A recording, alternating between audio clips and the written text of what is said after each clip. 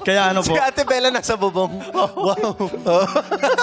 Sa kondo ako nakatira. Sa kondo ako nakatira. Alam mo, pagkakantahan mo si Biela. Si Biela? What's happened, Biela?